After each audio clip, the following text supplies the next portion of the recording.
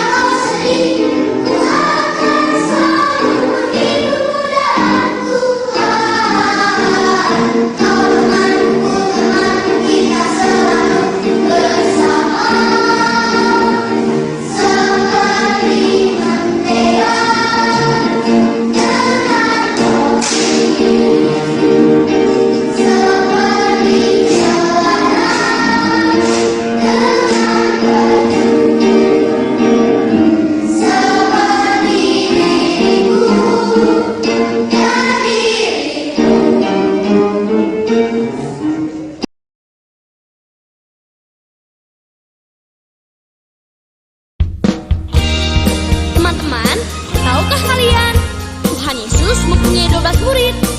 Sekarang Kevin dan Karin akan menyebut nama 12 murid Tuhan Yesus dalam lagu pujian ini. Dengar baik-baik ya. Simon Petrus, Andreas, Yakobus, Yohanes, Filipus, Thomas, Yakobus anak Alfeus, Tadius, Simon orang Zelot, Matius, Bartolomeus, Yudas Iskariot, 12 murid Yesus.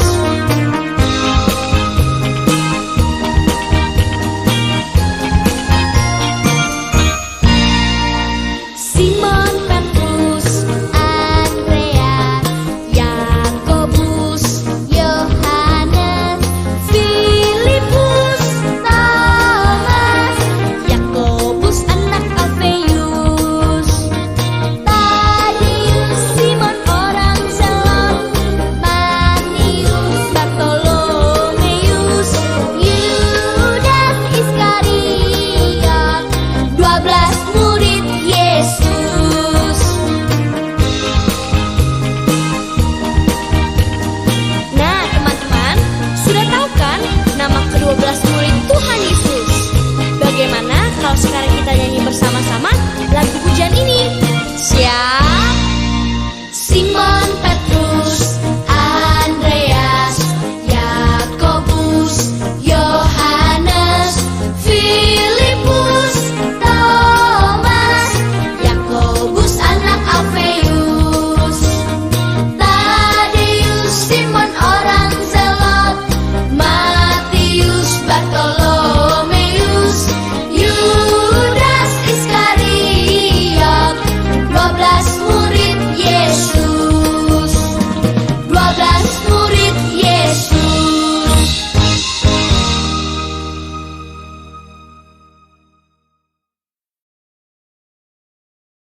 Nah, adik-adik, setelah kita memuji nama Tuhan, kita mau mendengarkan firman Tuhan. Adik-adik, tapi sebelum kita mendengarkan firman Tuhan, Lause mau tanya nih, kalau suatu hari ada seseorang yang kalian gak kenal, terus panggil-panggil nama kalian, "Hey Thomas, Thomas," misalnya gitu ya. "Hey Adrelin, Adrelin, sini, kamu ikut sama saya. Kita akan pergi ke satu tempat. Kita akan melakukan satu tugas di sana." Nah, adik-adik mau ikut nggak? Karena kamu nggak kenal sama orang tersebut. Tentu kita pasti nggak akan ikut ya. Kita pasti akan takut. Jangan-jangan ini orang mau nyulik saya nih. Jangan-jangan ini orang mau berlaku jahat sama saya. Saya nggak mau ikut. Nah, adik-adik yang dikasih oleh Tuhan, hari ini kita mau belajar dari firman Tuhan.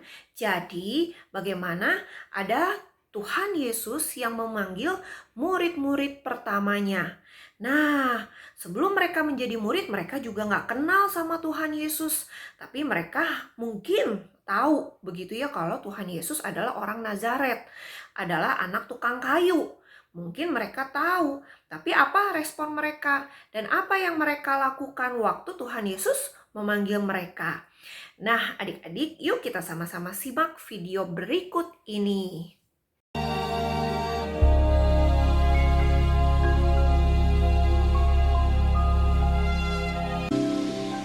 Danau Galilea. Dua orang bersaudara, yaitu Simon yang disebut Petrus dan Andreas saudaranya. Mereka sedang menebarkan jala di danau sebab mereka penjala ikan. Tetapi malam itu mereka tidak menangkap apa-apa.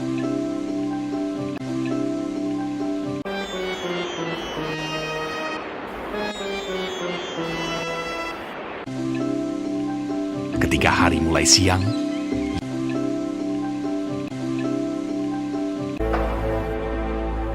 Yesus menyingkirlah ia ke Galilea. Ia meninggalkan Nazaret dan diam di Kapernaum di tepi danau di daerah Zebulon dan Naftali. Pada suatu kali Yesus berdiri di pantai danau Genesaret, sedang orang banyak mengerumuni dia hendak mendengarkan firman Allah. Ia melihat dua perahu di tepi pantai. Nelayan-nelayannya telah turun dan sedang membasuh jalannya. Ia naik ke dalam salah satu perahu itu, yaitu perahu Simon, dan menyuruh dia supaya menolakkan perahunya sedikit jauh dari pantai. Lalu ia duduk dan mengajar orang banyak dari atas perahu. Setelah selesai berbicara, ia berkata kepada Simon, "Bertolaklah ke tempat yang dalam, dan tebarkanlah jalamu untuk menangkap ikan." Simon menjawab, "Guru, telah sepanjang malam kami bekerja keras dan kami tidak menangkap apa-apa. Tetapi karena engkau menyuruhnya, aku akan menebarkan jala juga." Dan setelah mereka melakukannya, mereka menangkap sejumlah besar ikan, sehingga jala mereka mulai koyak. Lalu mereka memberi isyarat kepada teman-temannya di perahu yang lain supaya mereka datang membantunya. Dan mereka itu datang. Lalu mereka bersama-sama mengisi kedua perahu itu dengan ikan hingga hampir tenggelam. Sebab ia dan semua orang yang bersama-sama dengan dia takjub oleh karena banyaknya ikan yang mereka tangkap. Demikian juga Yakobus dan Yohanes, anak-anak Zebedeus yang menjadi teman Simon. Ketika Simon Petrus melihat hal itu, ia pun tersungkur di depan Yesus dan berkata, "Tuhan, pergilah daripadaku, karena aku ini seorang berdosa." Kata Yesus kepada Simon, "Jangan takut. Mulai dari sekarang, engkau akan menjala manusia." dan sesudah mereka menghela perahu-perahunya ke darat, Lalu mereka pun segera meninggalkan jalannya dan mengikuti dia. mereka pun meninggalkan segala sesuatu, lalu mengikut Yesus. Dua orang bersaudara, yaitu Simon yang disebut Petrus dan Andreas saudaranya, Yakobus anak Zebedeus dan Yohanes saudaranya. Yesus pun berkeliling di seluruh Galilea. Ia mengajar dalam rumah-rumah ibadat dan memberitakan Injil Kerajaan Allah, serta melenyapkan segala penyakit dan kelemahan di antara bangsa itu. Maka tersiarlah berita tentang dia di seluruh Syria, dan dibawalah kepadanya semua orang yang buruk keadaannya, yang menderita pelbagai penyakit dan sengsara, yang kerasukan, yang sakit ayan, dan yang lumpuh. Lalu Yesus menyembuhkan mereka. Maka orang banyak berbondong-bondong mengikuti dia. Mereka datang dari Galilea dan dari Dekapolis, dari Yerusalem dan dari Yudea dan dari seberang Yordan.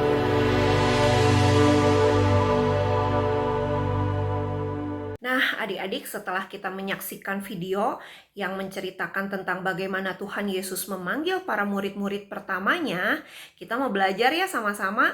Nah, kita harus ingat siapa aja sih yang Tuhan panggil untuk menjadi murid-murid pertama Tuhan Yesus. Nah, kalau di Alkitab di Matius 4 ayat 18, kita akan melihat bahwa Yesus datang ke Galilea, menyusuri Danau Galilea. Dan di sana dia lihat ada dua orang bersaudara, yaitu Simon yang disebut Petrus dan Andreas saudaranya. Nah, mereka lagi ngapain tuh? Mereka bukan lagi santai-santai, tapi mereka lagi bekerja, menebar jala, menangkap ikan, membantu ayah mereka. Lalu, apa yang Tuhan lakukan waktu Tuhan bertemu dengan mereka? Tuhan Yesus memanggil mereka, Tuhan Yesus mengajak, ayo ikutlah aku, maka akan kujadikan kalian sebagai penjala manusia. Hah? Mereka bingung, penjala manusia gimana? Ini jaring saya aja yang saya punya untuk jala ikan aja, kalau ikannya begitu banyak, ini jaring bisa sobek.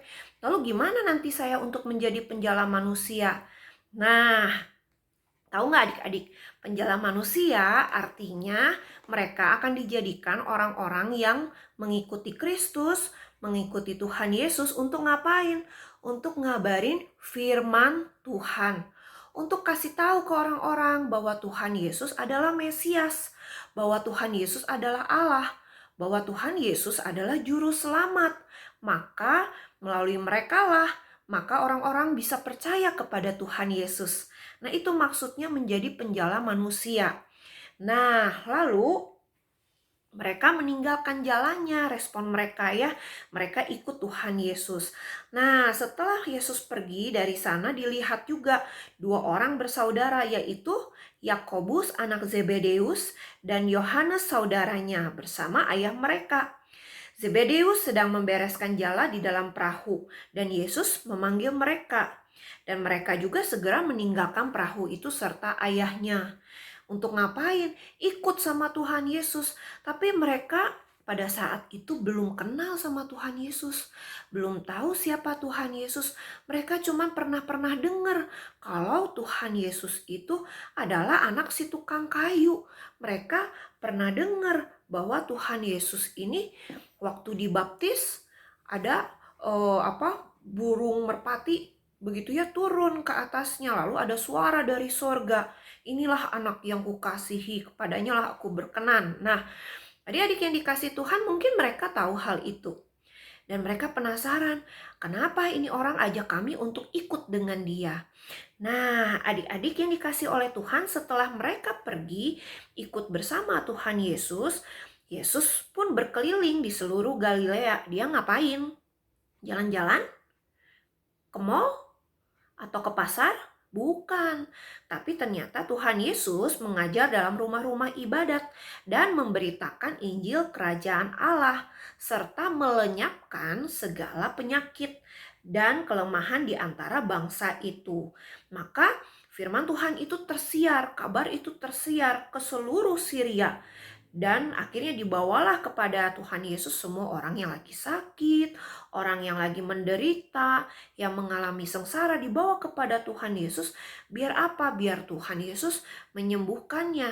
Nah, di situ para murid Yesus yang pertama tersebut ikut juga. Mereka melihat dan mereka takjub. Wow, ini toh Tuhan Yesus seorang guru yang hebat. Bukan cuma pintar mengajar, tapi dia juga bisa menyembuhkan, dia juga bisa memulihkan, dan dia juga adalah orang yang betul-betul hidup di taat terhadap Tuhan. Wah, mereka semakin penasaran, mereka semakin ingin ikut Tuhan Yesus. Nah, inilah cerita tentang murid-murid pertama Tuhan Yesus. Nah, tapi waktu Tuhan Yesus memilih mereka, Tuhan Yesus mau agar mereka nanti menjadi penjala manusia. Artinya mengabarkan Injil, memberitakan firman Tuhan kepada orang-orang yang belum percaya Tuhan Yesus maupun juga kepada mereka yang sudah percaya kepada Tuhan Yesus. Nah, hari ini apa yang kita bisa pelajari? Melalui firman Tuhan ini, kita tahu bahwa kita adalah anak-anak Tuhan. Kita adalah anak-anak yang sudah diselamatkan oleh Tuhan. Kita juga adalah orang-orang pilihan, seperti murid-murid Tuhan Yesus tadi. Mereka dipilih oleh Tuhan Yesus dari sekian banyak orang. Padahal kalau kalian lihat, mereka ini bukan orang pinter, bukan orang yang kaya, bukan orang yang hebat, bukan orang yang terkenal. Mungkin pada saat itu mereka adalah orang-orang yang tidak dipandang oleh orang lain. Mungkin mereka hidupnya juga susah. Mereka mungkin juga bekerja lalu menjual ikan itu baru mereka bisa makan. Nah, tapi Tuhan Yesus mau pakai mereka. Tuhan Yesus sayang sama mereka. Begitu juga dengan kita adik-adik. Kita dipilih Tuhan karena Tuhan sayang sama kita. Tuhan memilih kita, menyelamatkan kita karena Tuhan sayang sama kita. Lalu kita yang sudah diselamatkan, kita harus ngapain?